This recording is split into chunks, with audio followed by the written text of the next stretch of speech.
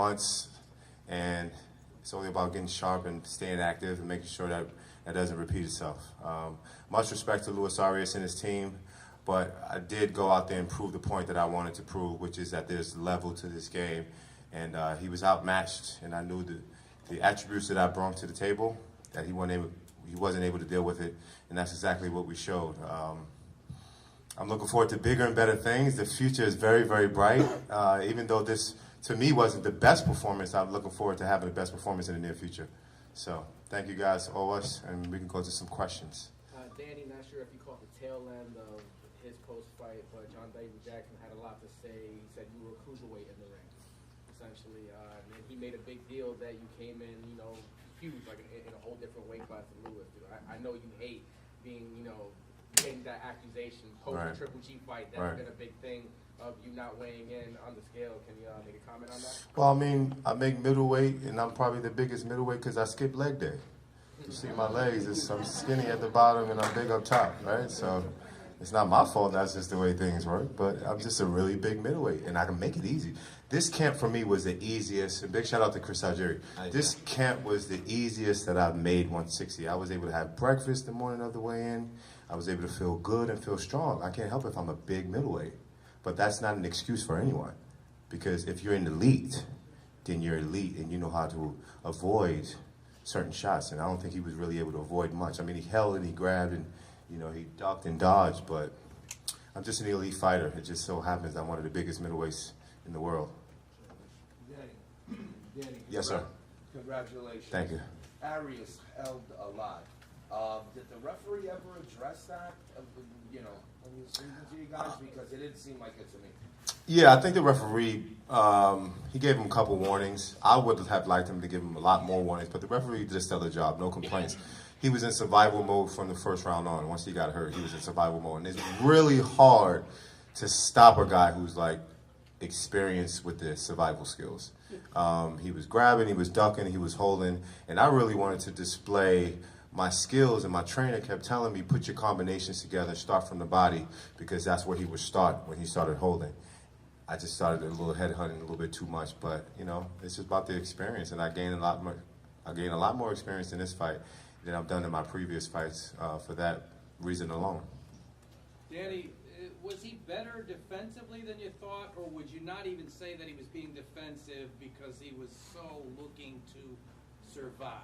How do you see Yeah, I don't think it was, because when you're, you know, there's a difference from being defensive and trying to really survive. I mean, he swayed a couple punches, but like I said, I was really aiming to get the knockout. So at times it seems as if I was swinging and missing is because I was really anxious. But I don't think he was the best defensive guy that I fought.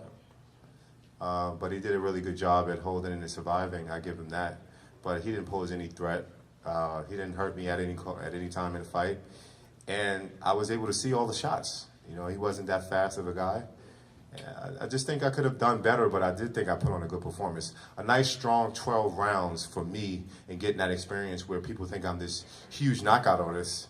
You know, it just shows my diversity. Danny, were you surprised that he didn't stand in the middle of the ring next to you? Yes, I am. I think he fooled all you guys too. Like, I think with the lead up and build up to this fight, I think you guys really, as well as I did, thought he was going to stand in the middle of the ring and bang it out. So the first round, my mindset, I was going to be a little precautious and kind of, you know, be a little bit more defensive than I normally am. But when I started seeing him going backwards, when I wasn't really posing a threat, I said, okay, I see what type of party this is going to be. And it was actually worse than I thought, so. I got two questions here. Danny, first, congrats on the performance. Thanks, Al. At what point in the fight did you realize, all right, this dude is in a straight survival mode, and I'm really not going to be able to stop, so let me just finish, close the show, you know, win every round comfortably. Did you feel that way at any point in the fight? Maybe the second half of the fight, and I knew that, because I thought that him being inexperienced and going 12 rounds, that I might get him in the 11th or 12th or 10th round in the championship rounds.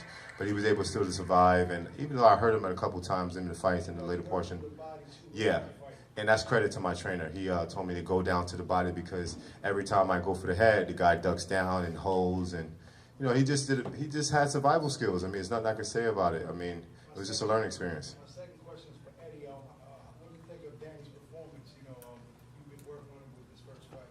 think it was a masterclass. I think he was trying a bit hard too early. There's a lot of pressure on him tonight, and I know that he says a great line at the press conference, it's not my first rodeo, which is true, but also, you know, he wants to impress, he's keen to impress, and I think if ARIAS would have boxed the fight that he said he was going to fight, you would have seen a different performance, but what you saw was a masterclass from an elite middleweight, and this game's very tough, so to come out 12 rounds unscathed, really untouched, unmarked, and making a lot of money is really what this game's about. It's a very, very tough sport, and these fighters deserve every dollar they get, and they need to know exactly what the plan is.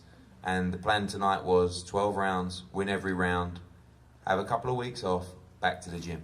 And that's what it goes. Bank the performance, bank the money, move on to world titles. That's what it's all about. It's a very, very professional performance from Danny against a good young fighter. You know, I mean, I think he realised that he was a bit out of his depth during the fight, but you know, he's a good young fighter, Luis Arias. But what you saw was an elite middleweight. So I saw what I knew, which is Danny Jacobs is one of, in my opinion, the best middleweight in the world.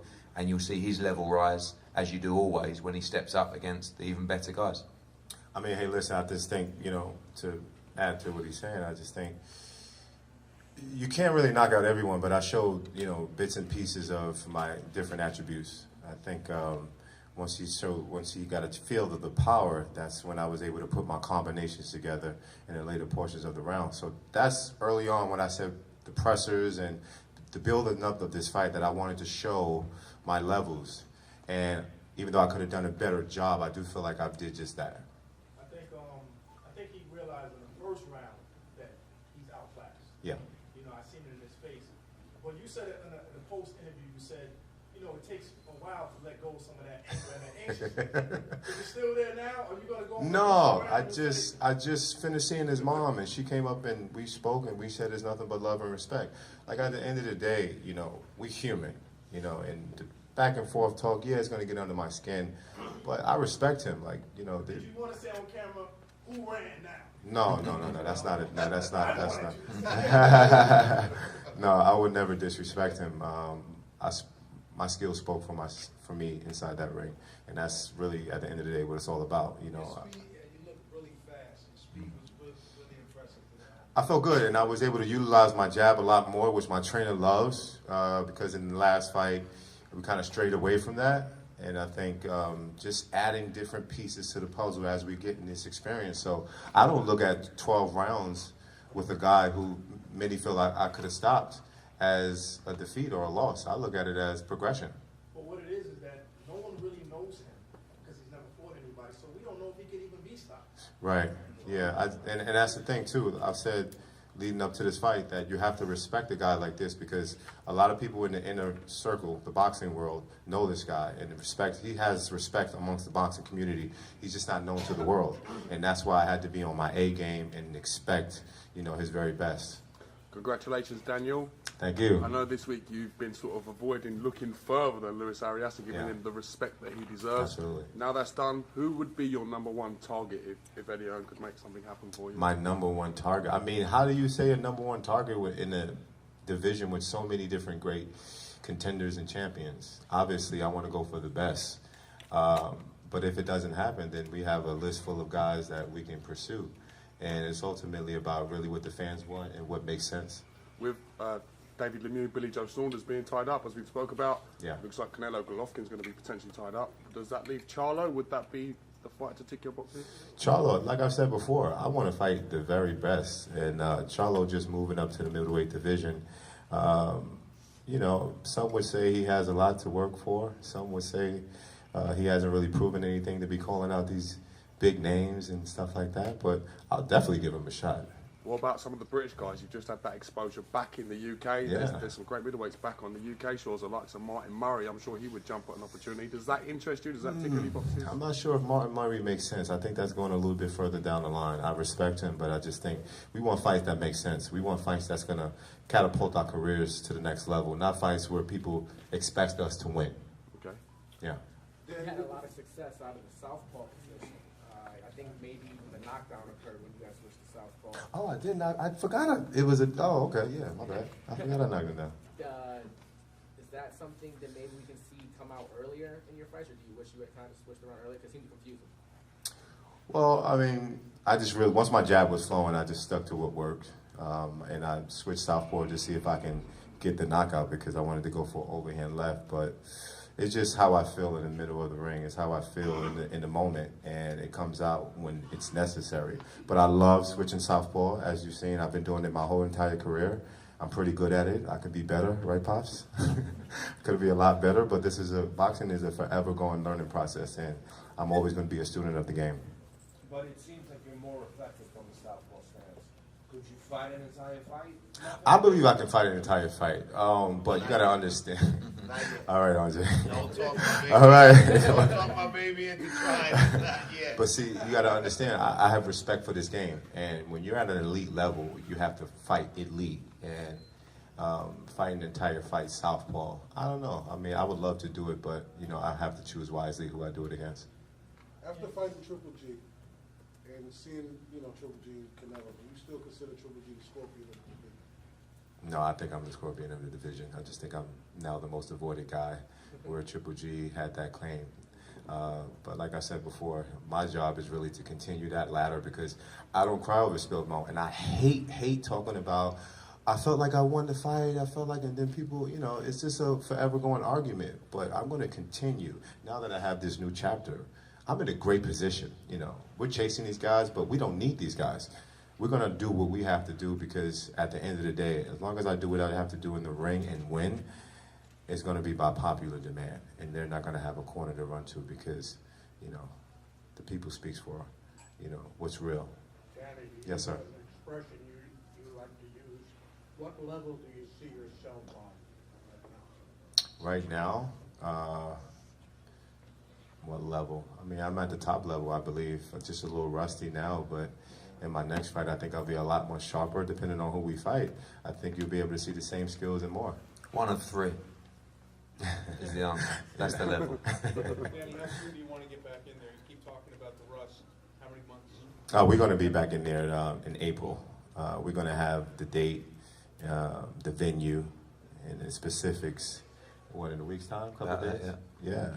And that gives me great confidence to know that I can plan when I'm going to be back in the gym. I can plan my life. I can plan certain things and not have to worry about that. I'm in a really, really great position. Daniel, you seem relentless in there. Like you just walked through Luis Arias and not worrying about what was coming back at times. Yeah. Having been in with Golovkin, does that give you a confidence that you can take what these guys are going to throw at you and you're not sort of worried as much? When you've taken the best punch that people consider the boogeyman, it gives you that extra level of confidence that you can take punch from, anyone. I take a really good shot, and this, what Arias is saying with this whole, I have a weak chin, he had an opportunity to hit me and hurt me and do all these different things. He didn't do it. And even when he landed a big shot, I came right at him. Sometimes I was doing certain moves and abandoning my defense just to show him, like, come on, I want to fight. I want to do exactly what you say. I don't want to run. And I never took a step backwards. Eddie, could we expect to see, I know you came all the way from the UK to showcase. I like that hat, man. Nice Batman hat. Yeah. I know you came to showcase Danny Jacobs tonight. Danny, great performance. Thank you, brother. Also, we saw Jarrell, Big Baby Miller in there. He spoke about Dillian White, the possibility of that fight happening, and HBO being involved with Danny. I'm sure he didn't get involved with that network, neither did you, not to say that Luis Arias isn't a big name, but we could expect to see a bigger name opponent in April alongside Danny and maybe a Dillian White, Jarrell Miller situation. Could you talk about that possibility? Because, it would seem that you wanted to showcase him to a British UK audience as much as, we already know Danny here. So. Yeah, I think that the UK audience is very mature now in terms of boxing.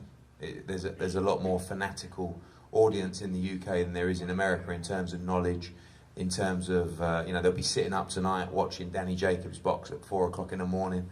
And, there's no plans to box in the UK yet. We're not going to rule that out, but his next fight will be in Brooklyn.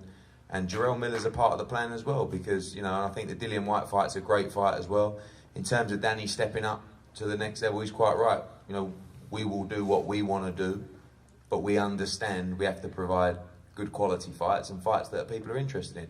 In an ideal world, he'd fight Golovkin next. You know, and if that was available and the rematch didn't happen, maybe we'd do that. If not, we'd like to fight the winner of Saunders-Lemieux. If we can't do that, maybe we fight Charlo. If we can't do that, maybe we fight someone else.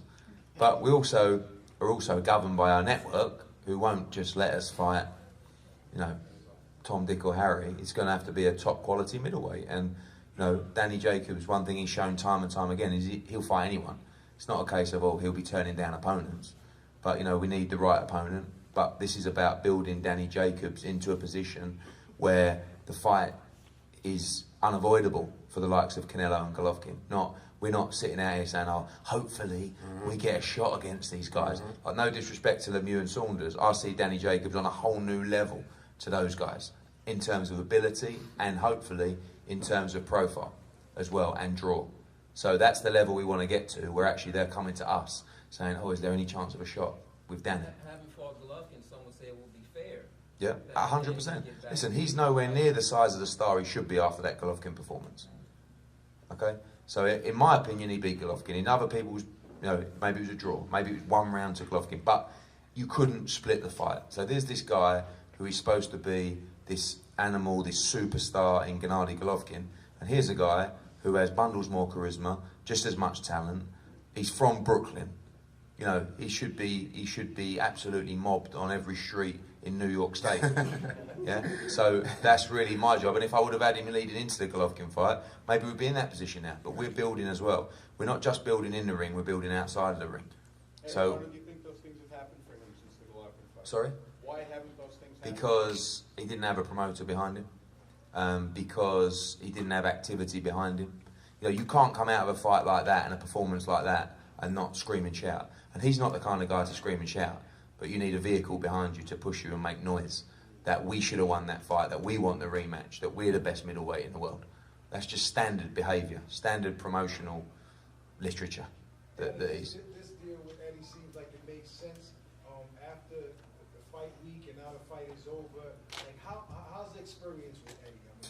I mean, This is the most promotion I've received, I think, in my entire career. The last 3 months. I mean, I was out in dinner last night, and they were showing my commercial about 4 or 5 times in between the NBA games. So, I mean, it's just stuff like that that I feel like, you know, it's going to catapult my career to the next level. Having a guy investing into me in a network, invested to promoting me, you know, and it just makes sense, and I'm glad it came at the perfect time. Eddie, not sure if Joe DeGuardia is here, but Danny and Demetrius Andre have history, having fought previously in the amateurs and things of that nature. Star boxing, you just co-promoted a show with him. How feasible is that fight taking place? Yeah, again, no disrespect to Demetrius Andrade, and I put Charlo in the same bracket as well, and I put Saunders in the bracket and Lemieux in the bracket. I see Danny Jacobs as a level beyond those guys. Doesn't mean we won't fight them, because they're very good fighters, but we're really trying to establish ourselves as the major name in the division, and that's why I said about the 3, because I really feel like there is a 3, and that is Canelo, Golovkin and Danny Jacobs. That's, for me, the big 3 in the division. Doesn't mean we won't fight Andrade, Charlo, Lemieux, but, you know, our plan is to be in the mix with those guys. So, you know, we want to make sure that we are up there as a brand, as a fighter, you know. So, yeah, Andrade, at the end of the day, I don't decide who Danny Jacobs fights. You know, we'll speak to the network, then we'll sit down with Keith, we'll put it forward to Danny and the training team, and ultimately they'll make a decision. But we're doing our own thing. We're not really chasing anyone in particular. We're going to do our own thing. Eddie, before the fight, you said if Jarrell Miller beat Marius Wack convincingly or impressively, you might be in line for an Anthony Joshua shot. After tonight, where you... It was a good win. I mean, look, this is the Danny press conference, but, you know, Marius Wack, TKO 9, is a very, very solid scribe on a heavyweight's career. You know, he's been beaten a couple of times by top-level guys, Vladimir Klitschko, Povetkin. These are top. And Jarrell wore him down. I think Jarrell has a lot of learning to do. I think he shouldn't be stepping in just yet. He needs 1 or 2 more before he gambles. And again, I'd like to see him bank the money. You know, this is a tough sport. Bank the money before you gamble. And that's what Jarrell Miller needs to do. He needs to come back. I'd love him to box on our card in April. He's from Brooklyn as well. You know, he's an exciting heavyweight. He would have learned so much fighting the likes of Marius Wack. But again, Marius Wack TKO 9 is a very, very impressive win and puts him probably 1 or 2 steps away from fighting for the world heavyweight title. Danny, did you notice ARIAS favoring his foot because he said he had a blister on his sock? Oh, he had a blister now.